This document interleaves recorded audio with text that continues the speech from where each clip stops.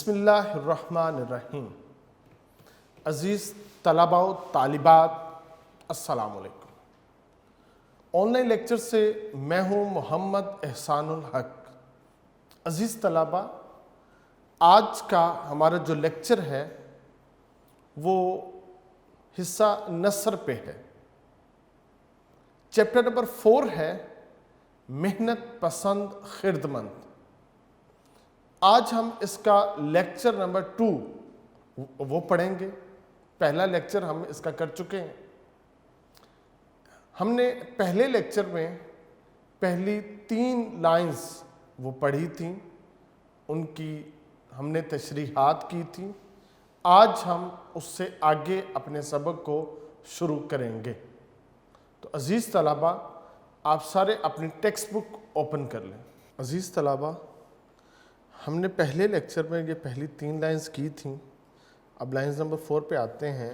یہاں سے اس کی اطاعت و فرما برداری اس میں ادا ہو جاتی تھی کہ آرام کے بندے قدرتی گلزاروں میں گلگشت کرتے تھے۔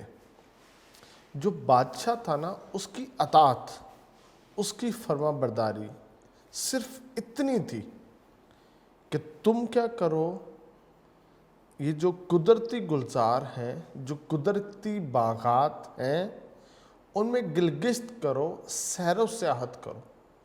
تم صبح کے وقت بھی باغات میں آؤ، شام کے وقت بھی باغات میں آؤ، کیونکہ یہ قدرتی گلزار اللہ رب العزت نے یہ قدرتی باغ صرف تمہارے لیے پیدا کیے ہیں۔ یہاں پہ جو پھل لگے ہیں، یہاں پہ جو اللہ رب العزت نے ان کو رزق سے لاد رکھا ہے، یہ صرف آپ کے لیے ہے۔ اس لیے تم کیا کرو، خدا کی ناشکری نہ کرو اور تم باغوں میں آؤ اور اپنا جو رزق ہے وہ حاصل کرو۔ ہری ہری سبزے کی کیاریوں میں لوٹتے تھے۔ جو کیاریاں تھیں، جو زمینیں تھیں، وہ ساری سرسبز و شاداب تھیں، وہ ہری ہری تھیں۔ یہ ان میں لوٹتے تھے۔ لوٹنے کا معنی ہوتا ہے بار بار آنا، پلٹ پلٹ کے آنا۔ جو آپ کا رزق ہے نا، آپ کا کھانا، بیٹا وہ آپ کے پاس بار بار لوٹتا ہے۔ ایک دن میں ایک دفعہ آپ نہیں کھاتے۔ آپ کا خدا اتنا کریم ہے، وہ آپ کو ایک دفعہ کھلانے کے بعد دوبارہ پھر کھلاتا ہے، دوسری دفعہ کھلانے کے بعد وہ آپ کو پھر کھلاتا ہے۔ تو آپ بار بار ان سبزے کی کیاریوں میں لوٹتے تھے جو خدا نے تمہارے لیے وہاں پہ اگا رکھا تھا، رزق کے خزانے وہاں پہ رکھے تھے، آپ ان کو سمیٹتے تھے۔ اس سے آگے کہتا ہے آب حیات کے دریاؤں میں نہاتے تھے۔ پانی ایسا تھا جو آب حیات تھا۔ جو آب حیات ہے، شاعر نے یہاں پہ یہ تلمیحاً اس کو استعمال کیا ہے۔ آب حیات یہ بڑا مشہور و معروف واقعہ ہے۔ حضرت خضر علیہ السلام کی ملاقات ہوتی ہے اسکندر اعظم سے، اور وہ آپ سے ریکویسٹ کرتا ہے کہ میں آدھی دنیا کا مالک ہوں، میں آب حیات پینا چاہتا ہوں کہ میرے اوپر موت نہ آئے، میں آب حیات پینا چاہتا ہوں تاکہ میں باقی آدھی دنیا بھی فتح کر لوں۔ تو حضرت خضر علیہ السلام نے اس کو اپنے ساتھ لے لیا۔ جب وہ آب حیات کے کنویں پہ پہنچا، وہاں پہ اس نے کچھ لوگوں کو دیکھا جنہوں نے آب حیات پی رکھا تھا۔ ان پہ موت نہیں تھی، ان کے چہرے پتھروں جیسے ہو چکے تھے۔ وہ موت طلب کرتے تھے، اب ان کو موت نہیں آتی تھی۔ تو اسکندر اعظم نے آب حیات پھر نہیں پیا تھا۔ تو بیٹا یہ آب حیات سے مراد یہاں پہ یہ ہے ایک ایسا پانی جو آپ کو صحت دے، بیماری نہ دے، آپ کو انرجی، آپ کو طاقت، آپ کو قوت، آپ کو صلاحیت، آپ کو جو فکر ہے، جو سوچ ہے، جو تازگی ہے وہ دے۔ تو یہ آب حیات کے جو دریا تھے نا وہ وہاں پہ موجود تھے، کیونکہ آب حیات کی وہاں پہ قلت نہیں تھی، وافر تھا، بہت زیادہ تھا۔ جو پینا چاہے، جتنا پینا چاہے، اس سے جتنا مستفید ہونا چاہے وہ اس سے ہو سکتا تھا۔ تو یہ آب حیات کے جو دریا تھے ان میں یہ لوگ نہاتے تھے، ہمیشہ وقت صبح کا، اور سدا موسم بہار کا رہتا تھا۔ یہ انتہائی خوبصورت بات ہے بیٹا۔ اگر آپ کا ایمان صالح ہے نا، اور آپ کے دل میں ایمان کی شمع روشن ہو چکی ہے، تو پھر آپ کے لیے جو وقت ہے وہ ہمیشہ صبح کا رہے گا۔ آپ صبح کے وقت میں اپنی ساری زندگی بسر کر جاؤ گے۔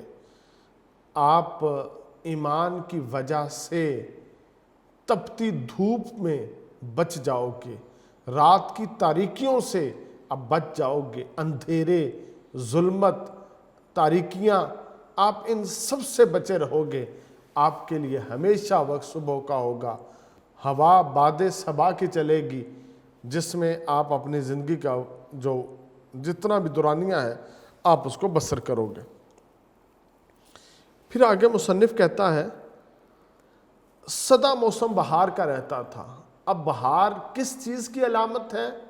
بیٹا یہ علامت ہے عزتوں کی، علامت ہے خوشحالیوں کی، یہ علامت ہے خزانوں کی، اللہ رب العزت کے فضل کی، اس کے انعامات کی۔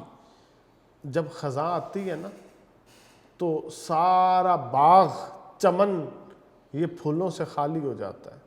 صرف پھولوں سے خالی نہیں ہوتا، درختوں کے پتے تک جھڑ جاتے ہیں۔ بیٹا صرف پتے نہیں جھڑتے، وہ جو شاخیں ہیں نا ان سے زندگی کی رمق ختم ہو جاتی ہے۔ وہ جو وہاں پہ بزم سجائے ہوتے ہیں نا پرندے، وہ بھی روٹھ کے چلے جاتے ہیں۔ پھر جب بہار آتی ہے تو کیا ہوتا ہے، ان شاخوں میں پہلے جان آتی ہے، پھر ان کے اوپر پتے لگتے ہیں، پھر ان کے اوپر جو ہے نا بور لگتا ہے، جس کے بعد یا وہ پھول بنتا ہے یا وہ پھل بنتا ہے۔ تو جس کے پاس ہمیشہ موسم بہار کا ہو، آج اس نے درخت کی ٹہنی سے پھل توڑا ہے، کل پھر وہاں پہ پھل پکا ہوا اسے نصیب ہوگا، اگلے دن پھر اسے وہاں پہ پھل نصیب ہوگا۔ وہاں پہ بھوک نہیں آئے گی، غربت نہیں آئے گی، افلاس نہیں آئے گی، موسم ہمیشہ اس کے لیے بہار کا ہوگا۔ تو اللہ رب العزت جو ہے ہمیں ایمان کی دولت عطا کرے تاکہ ہم جو معاشی بدحالیوں کا شکار ہیں وہ ختم ہو جائے، ہم جو غربت کا شکار ہیں ہم اس سے نکل آئیں، ہم یہ جو مشکلات، چھوٹی چھوٹی پریشانیاں ہیں، ہمارا وطن، ہمارا ملک جو ہے ان سے یہ نکل آئے، اگر ہم اپنے ایمان کو صحیح سمت پہ رکھیں گے تو ایسا ہوگا۔ پھر آگے مصنف کہتا ہے نہ گرمی میں تہ خانے سجانے پڑتے، نہ سردی میں آتش خانے روشن کرتے۔ یہ بیٹا ایسا ہے کہ جب آپ کے دامن پہ گناہ کا داغ نہیں لگا، آپ کے دامن پہ بدی کا داغ نہیں لگا ہوا، اس وقت یہ ہوگا کہ جیسا آپ کا جو اللہ رب العزت نے آپ کو طاقت دی ہے، استطاعت دی ہے، زمانے کا جو موسم ہوگا وہ اس کو بآسانی اس کو برداشت کرے گا، اس کے موافق ہوگا، ان میں تضاد نہیں ہوگا۔ آج کیا ہے، جب گرمی آتی ہے ہمارے میں، اور جو گرمی کے موسم میں تضاد ہے، ہم کیا کرتے ہیں پھر اس گرمی کو کم کرنے کے لیے اپنے موافق اس موسم کو بنانے کے لیے اپنے کمروں میں ہم ایئر کنڈیشن چلاتے ہیں۔ جب سردی آتی ہے تو ہم کیا کرتے ہیں؟ پھر ہم آتش خانے روشن کرتے ہیں، ہم ہیٹرز لگاتے ہیں، کیونکہ ہمارے ساتھ وہ موافقت نہیں ہے، ہمارے جسم کی اور موسم کی آپس میں موافقت نہیں ہے، یہ ایک دوسرے کے مخالف ہیں، جس کی وجہ سے ہمیں کیا کرنے پڑتے ہیں؟ ہمیں آتش کدے روشن کرنے پڑتے ہیں، ہمیں ہیٹرز لگا کے ٹمپریچر کو اپنے مطابق کرنا پڑتا ہے جس میں ہم سروائیو کرتے ہیں۔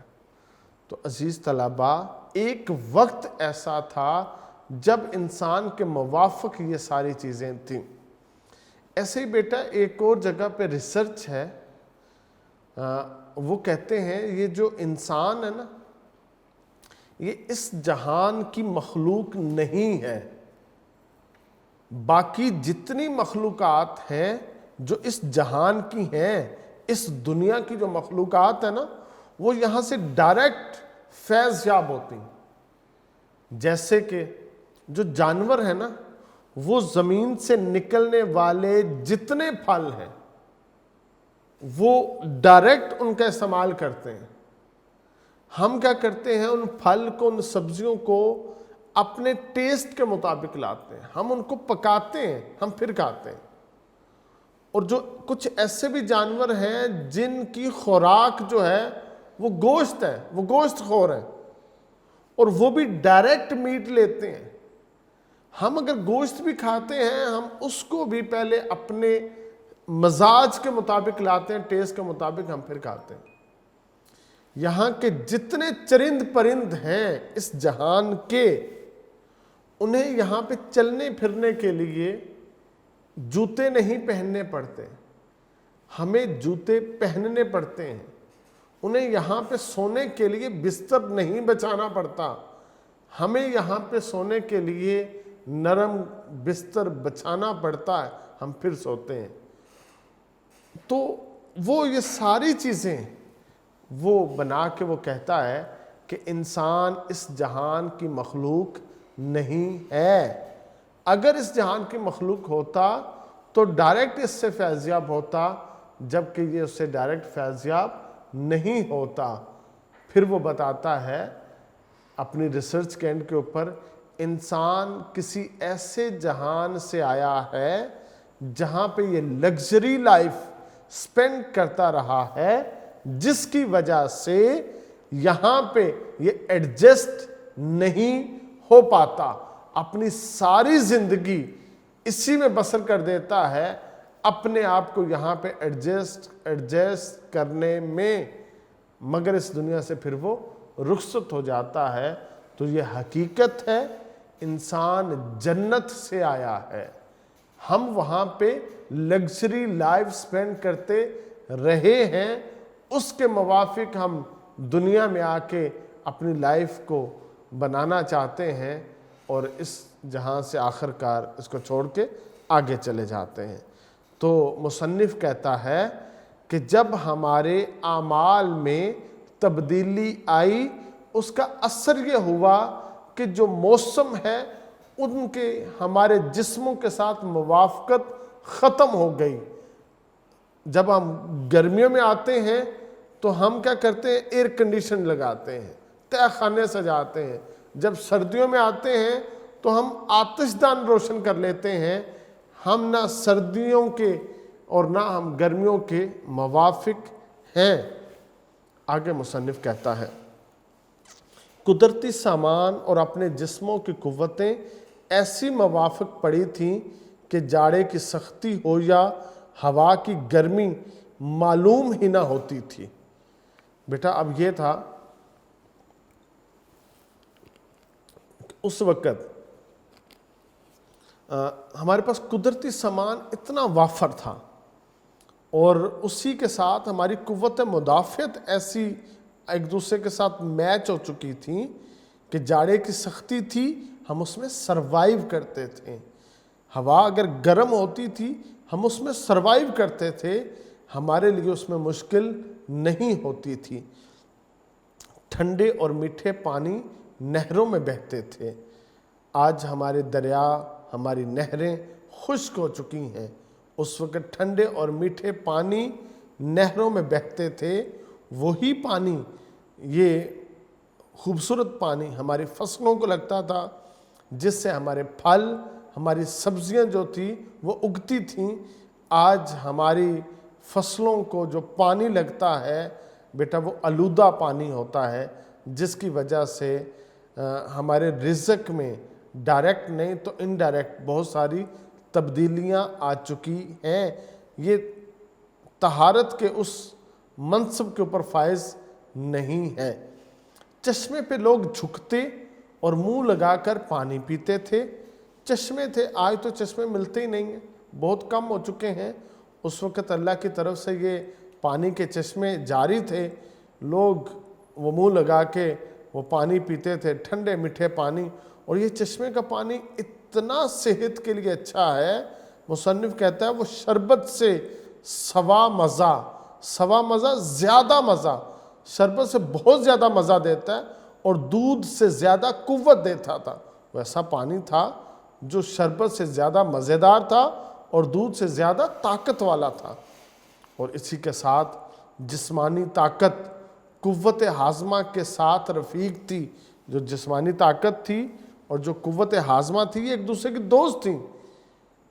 آج ہمیں کھانا کھانے کے بعد سپرائٹ کی ضرورت پڑتی ہے، آج ہمیں کھانا کھانے کے بعد مختلف میڈیسن کی ضرورت پڑتی ہے تاکہ وہ کھانا ڈائجسٹ ہو جائے۔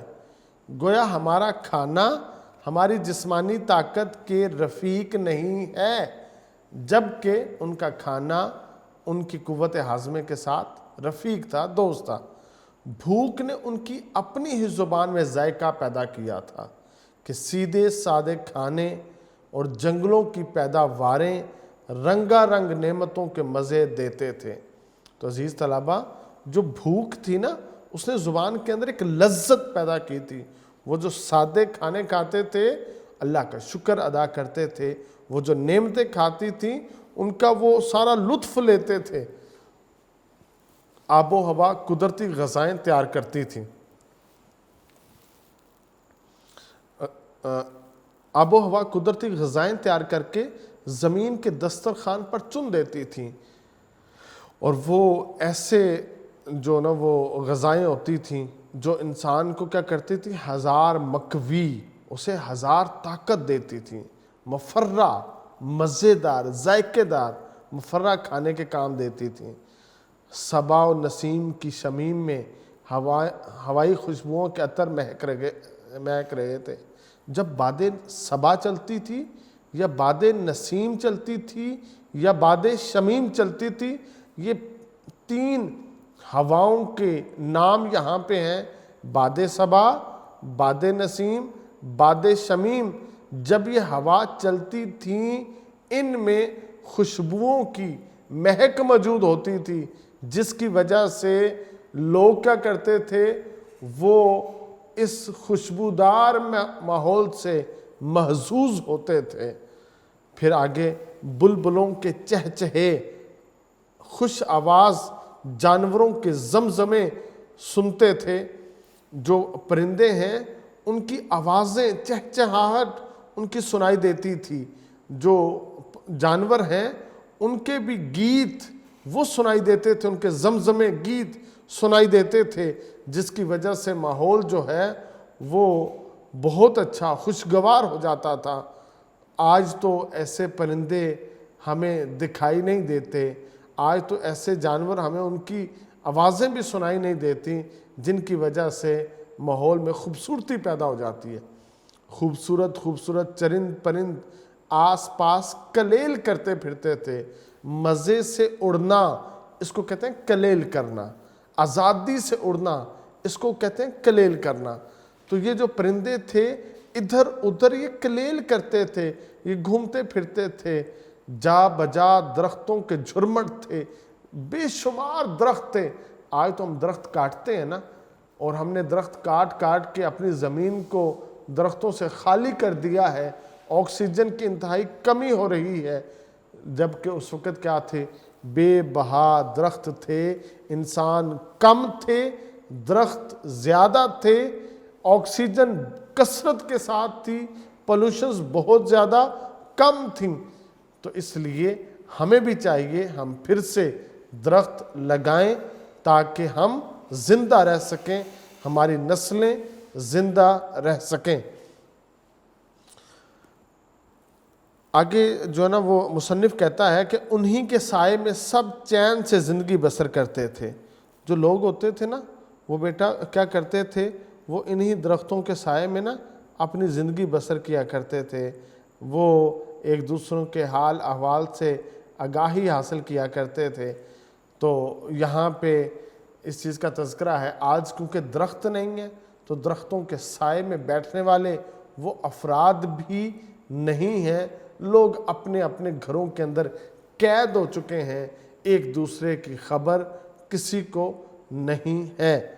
تو اس وقت لوگ چین سے زندگی بسر کرتے تھے. یہ عیش و آرام کے قدرتی سامان اس بہتات سے تھے کہ ایک شخص کی فراوانی سے دوسرے کے لیے کمی نہ ہوتی تھی. عزیز طلبہ, یہ بڑی خوبصورت لائن ہے, بڑے پیارے اس کے اندر موضوعات ہیں. جیسے آپ سمندر میں جاؤ نا یا دریا میں جاؤ تو آپ ایک بالٹی اس میں سے پانی کی بھر کے نکال دو, تو اب دریا کو دیکھو تو آپ کو اس میں کوئی کمی لگے گی؟ اب سمندر کو دیکھو جس میں سے ایک بالٹی پانی کی نکال دی, کیا اس میں کوئی کمی واقع ہوئی؟ کوئی کمی واقع نہیں ہوئی. تو ایسے ہی اس وقت یہ معاملہ تھا کہ جب ایک شخص وہ وافر سامان اپنے گھر میں لے جاتا تھا تو دوسروں کے لیے کمی نہیں ہوتی تھی. آج ماحول اس سے بالکل الٹ ہو چکا ہے. اگر ایک شخص ذخیرہ کر لے تو پوری قوم کو اس کی سزا بھگتنی پڑتی ہے. اگر ایک شخص سارا غلہ اناج اپنے گوداموں کو اس سے بھر لے تو پوری قوم جو ہے اس کو بھوک برداشت کرنا پڑتی ہے. تو وہاں پہ اس وقت ایسا معاملہ تھا کہ اتنا قدرتی سامان تھا, اتنی بہتات سے تھا, اتنا زیادہ تھا کہ کوئی جو جتنا وہاں سے لینا چاہے لے لے, کسی کے لیے کمی واقع نہیں ہوتی تھی. اور کسی طرح ایک دوسرے کو رنج نہ پہنچتا تھا, ایک دوسرے سے کوئی تکلیف نہیں پہنچاتے تھے.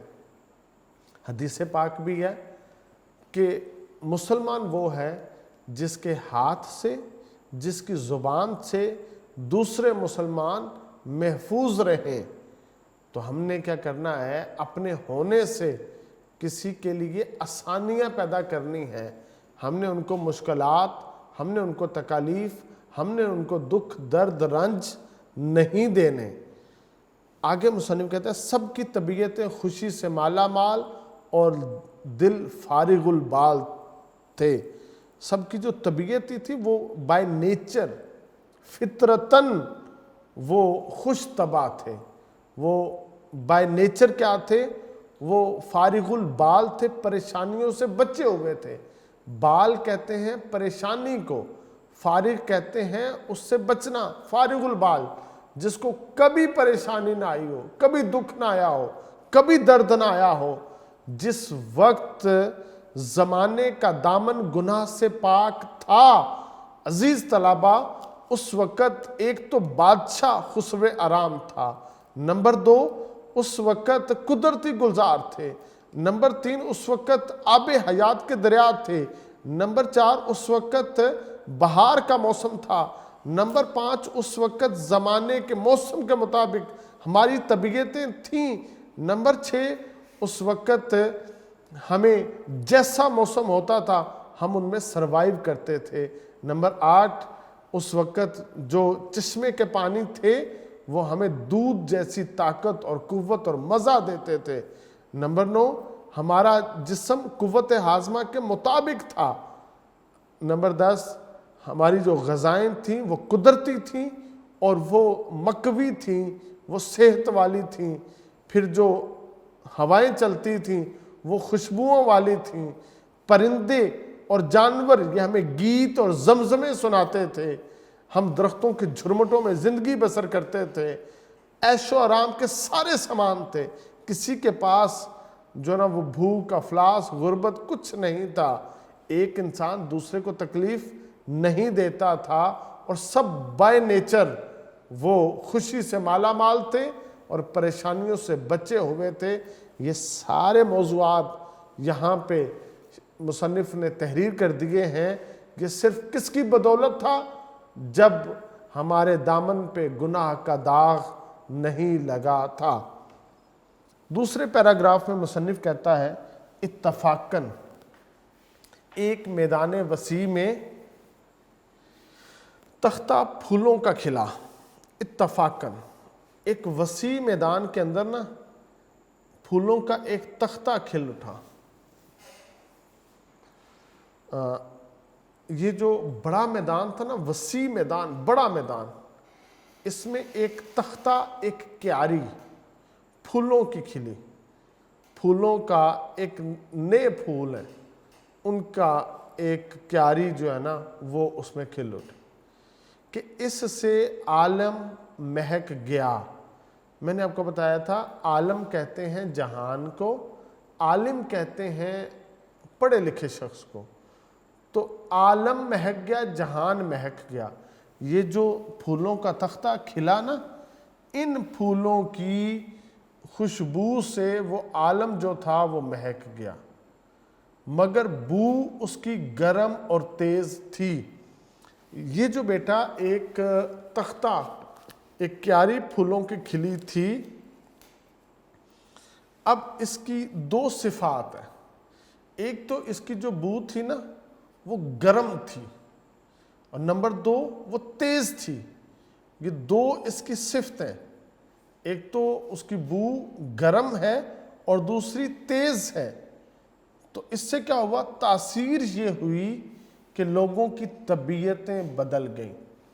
اب اس بو کی یہ تاثیر ہوئی کہ جس نے اس بو کو سونگھا، اس تک یہ بو پہنچی، تو اس کا کیا ہوا کہ اس کی طبیعت بدل گئی۔ طبیعت کیا؟ اس کی فطرت بدل گئی، اس کی نیچر بدل گئی۔ جب یہ پھولوں کا تختہ نہیں کھلا تھا تو سب کی طبیعتیں، سب کی فطرت کیسی تھی؟ بیٹا پہلے پیراگراف کی لاسٹ لائن کہ سب کی طبیعتیں خوشی سے مالا مال تھیں، سب کے دل فارغ البال تھے۔ اب یہ تختہ پھولوں کا کھلا ہے، اب یہ جو گرم اور تیز بو سب کے ذہنوں کو اس نے لپیٹ لیا ہے، جکڑ لیا ہے، اس کی وجہ سے سب کی نیچر، سب کی فطرت جو ہے وہ بدل گئی، اور ہر ایک کے دل میں خود بخود یہ کھٹک پیدا ہوئی۔ اب سب کے دل میں نا یہ جو نا یہ کھٹک پیدا ہو گئی خود بخود، سب کے دلوں میں۔ یہ کھٹک کیا ہوتی ہے؟ ایک سوچ پیدا ہو گئی، کیا کہ سامان عیش و آرام، یہ جو سامان ہے نا عیش و آرام کا، جو کچھ ہے، جتنا بھی ہے دنیا میں، جتنا بھی ہے میرے ہی کام آئے۔ یہ دنیا کے اندر جتنا بھی سامان ہے عیش و آرام کا، یہ صرف اور صرف میرے کام آئے، میرے علاوہ یہ کسی اور کے کام نہ آئے، کسی کے بھی یہ پاس نہ جائے۔ یہ جب پھولوں کا یہ تختہ کھلا ہے تو اس کی بدولت جو انقلاب آیا، جو تبدیلی آئی، وہ یہ لوگوں کی نیچر بدل گئی۔ جب فطرت بدلی تو سب کے اندر کیا آئی؟ لالچ۔ سب کے اندر کیا آیا؟ ہوس۔ یہ جتنا بھی سامان ہے نا کائنات کے اندر، یہ سارے کا سارا میرے گوداموں میں آ جائے، کسی کے پاس نہ جائے۔ اس غرض سے اس گلزار میں گلگشت کے بہانے کبھی تو فریب کے جاسوس اور کبھی سینہ زوری کے شیاطین آ کر چالاکیاں دکھانے لگے۔ اب کیا تھا بیٹا؟ جب زمانے پہ گناہ کا داغ نہیں تھا، جس وقت تک یہ پھولوں کی کیاری نہیں کھلی تھی، جس کی بو تیز اور گرم تھی، اس وقت کیا تھا کہ قدرتی گلزاروں میں سب گلگشت کریں گے، ہری ہری سبزے کی کیاریوں میں سب لوٹیں گے، اور جو لینا چاہیں، جو کھانا چاہیں وہ لیں اور کھائیں۔ اور اتنا وافر تھا کہ ایک شخص نے آج اگر زیادہ وہاں سے پھل اپنے گھر میں توڑ کے لے گیا ہے تو دوسروں کے لیے کمی نہیں ہوتی تھی۔ مگر اب کیا ہونے لگا کہ اب باغوں میں، گلزار میں گلگشت سیر کرنے کے بہانے کبھی تو فریب کے جاسوس آئے۔ کون آئے؟ جو فریب کاریاں کرتے ہیں نا، ان کے جاسوس۔ فریب ایک گروہ کا نام ہے یہاں پہ۔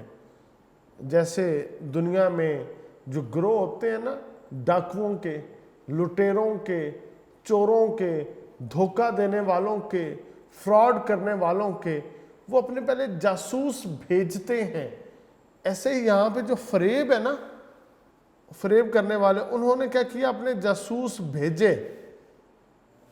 پھر کیا کیا؟ اس کے ساتھ وہ اکیلے نہیں آئے، سینہ زوری کے شیاطین بھی آئے، جو ہر چیز ڈنڈے کے زور کے اوپر حاصل کر لیتے ہیں نا، لوگوں سے چھین لیتے ہیں، وہ سینہ زوری کے شیاطین آئے، اور آ کے یہ دونوں کیا کرنے لگے؟ چالاکیاں کرنے لگے، ایک دوسرے کو چالاکیاں دکھانے لگے، یہ چالیں چلنے لگے۔ یہ جب کچھ لوگ چالیں چلتے ہیں تو وہ لوگوں کا کیا کر دیتے ہیں؟ جینا حرام کر دیتے ہیں۔ تو عزیز طلبہ، یہاں پہ اب بتایا ہے، پہلے کیا تھا؟ زمانے کے دامن پہ ایمان تھا، جس کی وجہ سے وہاں پہ صالحیت کی چیزیں آتی تھیں، اور وہ آ کے کیا کرتی تھی؟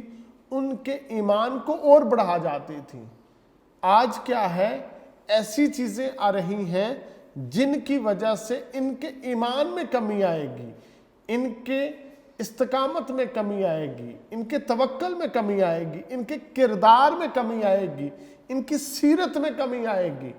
جب ان کی ساری یہ جو خوبصورتیاں ہیں یہ ختم ہوتی چلی جائیں گی تو اس کے ساتھ کیا ہوگا؟ یہ کائنات بھی کیا ہے؟ ختم ہوتی چلی جائے گی۔ گویا لوگ ایسے ہیں جن میں ہوس زیادہ ہے، جن میں لالچ زیادہ ہے، جن کی وجہ سے برائیوں کا فروغ ہو گیا، جن کی وجہ سے زمانے کے دامن کے اوپر جو نا وہ داغ لگنا شروع ہو گئے۔ تو بیٹا، جب ایسے لوگ آگے تو زمانہ جو تھا وہ بدی برائی کا شکار ہونا شروع ہو گیا۔ لوگ اب ان سے ڈسے جانے لگے، تکلیف میں مبتلا ہو گئے۔ اب کیا ہے؟ لوگ پریشان ہیں، ڈسے ہوئے ہیں، مصیبت زدہ ہیں، مصیبت مارے ہیں۔ تو عزیز طلبہ، یہ تھا ہمارا جو سیکنڈ لیکچر، جس میں ہم نے دیکھا اس سبق کے جو پہلے حصے میں کیا ہے، جو دوسرا پیراگراف ہے وہاں پہ کیا آ رہا ہے۔ تو عزیز طلبہ، اس سبق کی تشریحات کو اچھی طرح یاد کیجئے گا۔ میں نے آپ کو پہلے لیکچر میں بڑی ڈیٹیل کے ساتھ اس کے موضوعات بتائے تھے، اس کی جو نا وہ تفصیلات جو نا وہ بتا دی تھی، تشریحات کی بھی یہاں پر بھی اس کو کر دی ہیں، آپ کے نوٹس میں بھی تشریحات لکھی ہیں، تو ان کو اچھی طرح یاد کیجئے گا۔ باقی اس سبق کو ہم لیکچر نمبر 3 میں آگے ہم اس کو پڑھیں گے۔ والسلام۔